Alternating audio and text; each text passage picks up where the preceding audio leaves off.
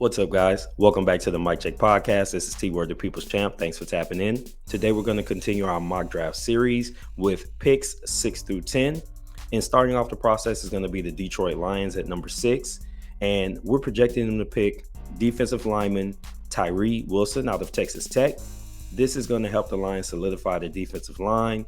And he's basically a sheer force, and he's got the size and the strength to be a problem for offensive lines, especially on the interior. And sometimes he's going to be able to push the pocket and rush the passer, but for the most part, his job is to stuff the defensive line and stop the run.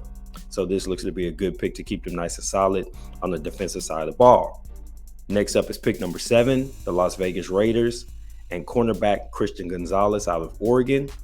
So the Raiders really need secondary help. They've had basically an exodus of what they thought to be great players just kind of fall apart over the last couple of seasons. So they're going to look to rebuild that area of their defense.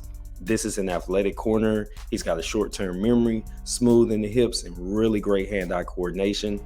This makes for pass breakups, interceptions, and just overall coverage. So this is really going to help them. Next up at number 8 is going to be Atlanta Falcons. Expected to pick Devon Witherspoon, cornerback out of Illinois.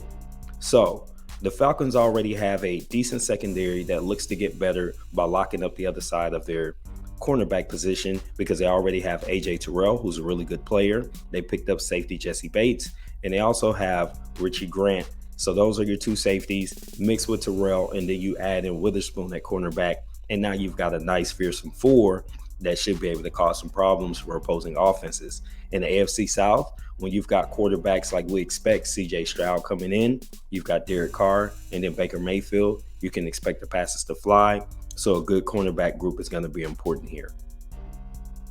Next up is pick number 9, the Chicago Bears, which they picked up from the Carolina Panthers in the trade for the number 1 pick. And we're expecting Paris Johnson Jr., offensive tackle from Ohio State. Now, in 2022, Justin Fields was sacked 55 times. That tells you that the Bears need protection. You start on the offensive line, and this is going to be the guy that's going to begin that process. You can use him on the left or right. So whether they feel he's better suited right away on the right side to get his feet wet and then move him to the left in the future remains to be seen. But this is the guy we think they're going to pick. And finally, the Philadelphia Eagles at number 10. This is a pick they received from the New Orleans Saints in the trade last year when the Saints moved up to get Chris Olave at wide receiver. Now, there's another offensive tackle to come off the board. It's going to be Peter Skoronski out of Northwestern. And you can expect that he's going to be an immediate starter and somebody that you're going to put in right away. Now, we do expect that he'll probably move inside to guard instead of playing at tackle, which is going to be a good move for him because you're going to be surrounded by veterans who can help you acclimate yourself to the pro game and also gives you more time to learn the scheme. And there's a little bit less responsibility on the interior because you literally have majority of your pressure coming right at your face versus off your edge where you've got to move your feet laterally. So this would be a good move for them to get a guy who can play on the edge but is also comfortable on the inside. So we'd love to get your thoughts on pick 6 through 10. This has been T for the Mic Check Podcast. Until the next time, I'm out. Peace.